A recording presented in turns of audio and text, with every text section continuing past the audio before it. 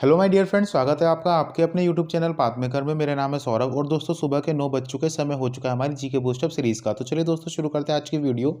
पहला क्वेश्चन हमारे सामने है, द्रोणाचार्य पुरस्कार की शुरुआत कब की गई थी। हमारे पास चार ऑप्शन है दोस्तों, 1961 में, 1985 में, 1929 में या फिर 1958 में। इसका सही आंसर दोस्तों ऑप्शन बी, 1985 में शुरुआत की गई थी दोस्तों द्रोणाचार्य पुरस्कार की। और दोस्तों द्रोणाचार्य पुरस्कार बेस्ट कोच को दिया जाता है, ठीक है दोस्तों। अर्जुन अवार्ड की शुरुआत मैंने आपको बताई रखी 1961 में हुई थी और दोस्तों उसके बाद 1985 में द्रोणाचार्य पुरस्कार की शुरुआत भी की गई थी। 1985 में दोस्तों 3 जनों को द्रोणाचार्य पुरस्कार सम्मानित किया गया था। एक तो थे दोस्तों बालचंद्र भास्कर भागवत, जिनको रेसलिंग के लिए दिया गया था, ओम प्रकाश भारद्वाज जिनको बॉक्सिंग के लिए दिया गया था, और ओ एम नंबियर को दिया गया था एथलेटिक्स के लिए, ठीक है। इन 3 जनों को द्रोणाचार्य पुरस्कार दिया गया था 1985 में। 1929 में दोस्तों मैंने आपको बता रखा ऑस्कर अवार्ड की शुरुआत की गई थी। अब दोस्तों आप कमेंट सेक्शन में कमेंट करके मुझे बताइएगा कि 1958 में कौन से अवार्ड की शुरुआत की गई थी, ठीक है। क्वेश्चन नंबर 2 की ओर बढ़ते हैं। पोंगल त्योहार किस राज्य से संबंधित है। हमारे पास चार ऑप्शन है, तमिलनाडु, असम, झारखंड या फिर केरल। इसका सही आंसर दोस्तों पोंगल त्योहार जो रिलेटेड है वो है तमिलनाडु से, ठीक है दोस्तों। झारखंड का त्योहार भी मैंने आपको बता रखा है और ऐसे मैंने आपको केरल का त्योहार भी बता रखा है, तो आप कमेंट सेक्शन में कमेंट करके बताइएगा दोस्तों। असम का भी मैंने आपको त्योहार बता रखा है। इन तीनों से रिलेटेड कौन कौन से त्योहार आप जानते हैं वो कमेंट सेक्शन में कमेंट करके आप मुझे बताइएगा, ठीक है, ताकि इससे पता लग सके आप कितना पढ़ रहे हैं। क्वेश्चन नंबर 3 को बढ़ते हैं दोस्तों। ब्रेस्ट स्ट्रोक किस खेल से संबंधित है। हमारे पास चार ऑप्शन है, कबड्डी, बैडमिंटन, बेसबॉल या फिर तैराकी। देखिए दोस्तों जो ब्रेस्ट स्ट्रोक है ये किससे संबंधित है, तैराकी से, ठीक है। तैराकी से रिलेटेड मैंने आपको एक वर्ड और पहले भी बताया जिसका नाम था दोस्तों बटरफ्लाई, ठीक है, वो भी मैंने आपको बता रखा है किससे रिलेटेड है, वो भी है दोस्तों स्विमिंग से ही, ठीक है। क्वेश्चन नंबर 4 की ओर बढ़ते हैं। Business at the rate the speed of thought नामक पुस्तक किसके द्वारा लिखी गई है। हमारे पास चार ऑप्शन है, Bill Gates, Paul Allen, Jeff Bezos या फिर मुकेश अंबानी। इसका सही आंसर दोस्तों business at the rate the speed of thought नामक पुस्तक बिल गेट्स के द्वारा लिखी गई है। क्वेश्चन नंबर 5 की ओर बढ़ते हैं। भारत की संविधान सभा के अस्थायी अध्यक्ष के रूप में, मतलब कि टेम्पररी चेयरमैन के रूप में किन्हें नियुक्त किया गया था। हमारे पास चार ऑप्शन, डॉक्टर राजेंद्र प्रसाद, पंडित जवाहरलाल नेहरू, महात्मा गांधी या फिर डॉक्टर सचिदानंद सिन्हा। देखिए दोस्तों जो भारत की संविधान सभा थी इसकी जो गठन हुआ था 6 दिसंबर 1946 को हुआ था, ठीक है। और दोस्तों इसकी जो फर्स्ट मीटिंग हुई थी वो हुई थी दोस्तों 9 दिसंबर 1946 को। और 9 दिसंबर 1946 को ही दोस्तों जो डॉक्टर सचिदानंद सिन्हा थे ये पहले टेम्पररी चेयरमैन के रूप में गठित हुए थे। किसके दोस्तों, संविधान सभा के, ठीक है, डॉक्टर सचिदानंद सिन्हा। दोस्तों 11 दिसंबर 1946 को इसकी नेक्स्ट मीटिंग हुई थी जिसमें दोस्तों डॉक्टर राजेंद्र प्रसाद को परमानेंट चेयरमैन चुना गया था दोस्तों, किसका, संविधान सभा का। संविधान सभा की पहली मीटिंग मैंने आपको बता दी 9 दिसंबर 1946 को हुई थी। और दोस्तों अगर हमसे पूछ लिया जाता है कि आखिरी मीटिंग संविधान सभा की कब हुई थी, तो वो हुई थी दोस्तों 24 जनवरी 1950 को, ठीक है। अब हम बढ़ते हैं दोस्तों क्वेश्चन नंबर 6 की ओर।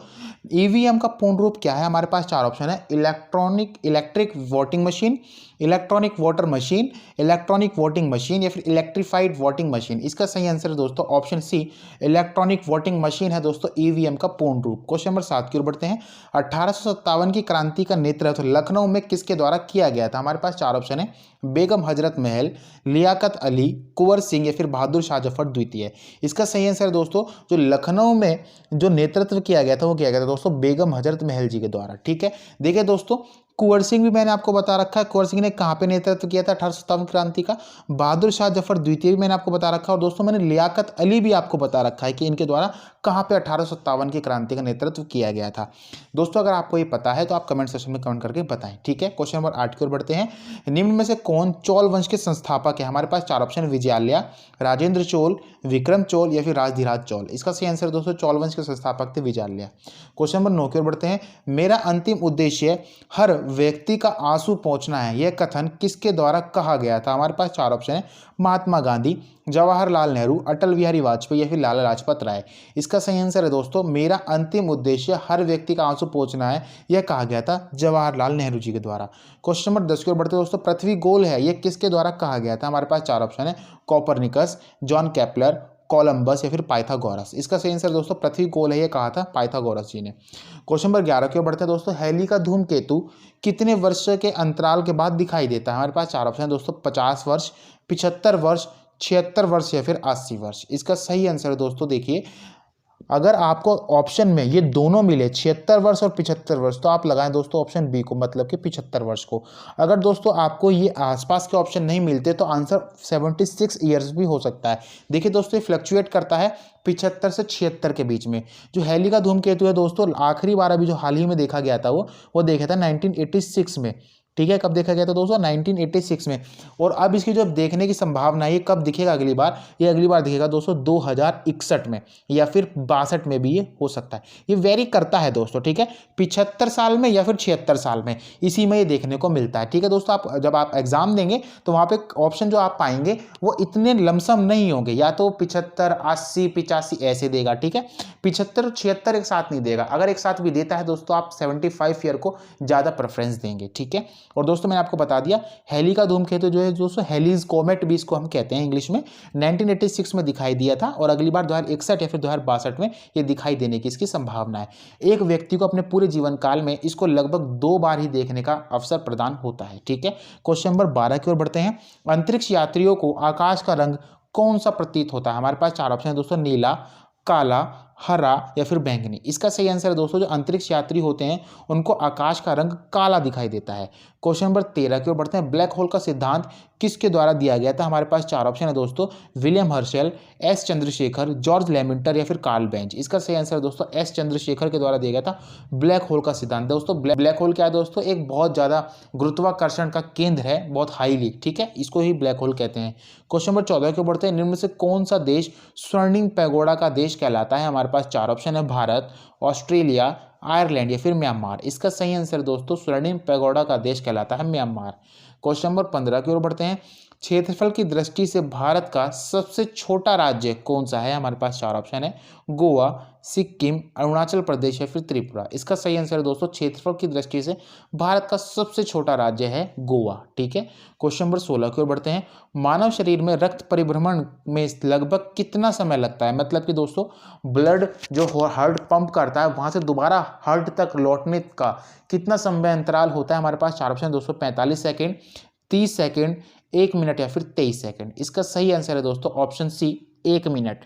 हालांकि दोस्तों अगर आपसे पूछा जाता है लगभग तो आप 1 मिनट लगाएंगे। अगर बिल्कुल एग्जैक्ट पूछा जाता है तो दोस्तों 45 सेकंड माना जाता है। ठीक है, लगभग आएगा दोस्तों तो आप 1 मिनट में आंसर लगा सकते हैं, लेकिन अगर आपसे बिल्कुल एग्जैक्टली पूछा जाए तो 45 सेकंड होता है। ठीक है, क्वेश्चन नंबर 17 की ओर बढ़ते हैं। निम्न में से किसके द्वारा बेसिक कंप्यूटर भाषा, मतलब कि बेसिक कंप्यूटर लैंग्वेज का विकास किया गया था? हमारे पास 4 ऑप्शन है, Jim Clark, Nicholas Wirth, John G Kemeny या फिर चार्ल्स बेबेज। इसका सही आंसर है दोस्तों, जो बेसिक कंप्यूटर लैंग्वेज को जो डेवलप किया गया था वो किया गया था जॉन जी कैमिनी के द्वारा।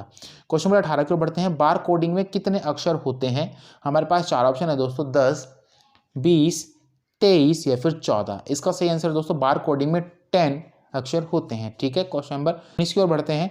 हाल ही में राष्ट्रीय फार्मेसी सप्ताह कब से कब तक मनाया गया? हमारे पास 4 ऑप्शन है, 10 से 16 नवंबर, 12 से 18 नवंबर, 14 से 20 नवंबर या फिर 16 से 22 नवंबर। इसका सही आंसर है दोस्तों ऑप्शन डी, 16 से 22 नवंबर को नेशनल फार्मेसी वीक मनाया गया। ठीक है, 59th नेशनल फार्मेसी वीक बनाया गया है दोस्तों, जो कि 16 से 22 नवंबर तक मनाया गया, 59वां। ठीक है, क्वेश्चन नंबर 20 की ओर बढ़ते हैं। हाल ही में प्रधानमंत्री के द्वारा किस राज्य में ग्रामीण पेयजल आपूर्ति परियोजनाओं की आधारशिला रखी गई है?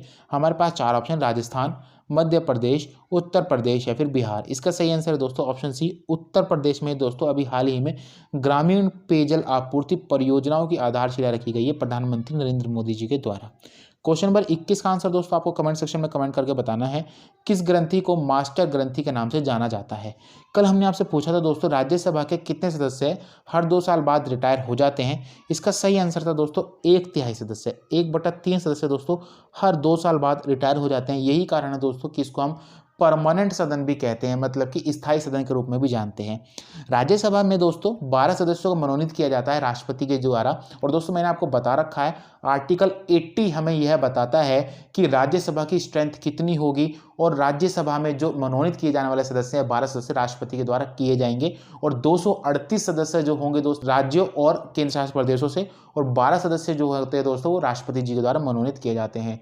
मैंने आपको ये भी बता रखा है दोस्तों, जो अनुसूची नंबर 4 हमें ये बताती है कि राज्यों में राज्यसभा का प्रतिनिधित्व, मतलब कि किस राज्य से कितने सदस्य चुन करके राज्यसभा में जाएंगे। इतनी बातें मैंने आपको राज्यसभा से रिलेटेड बता रखी है, ठीक है। और राज्यसभा का कार्यकाल दोस्तों कितने वर्ष का होता है? ये 6 वर्ष का होता है।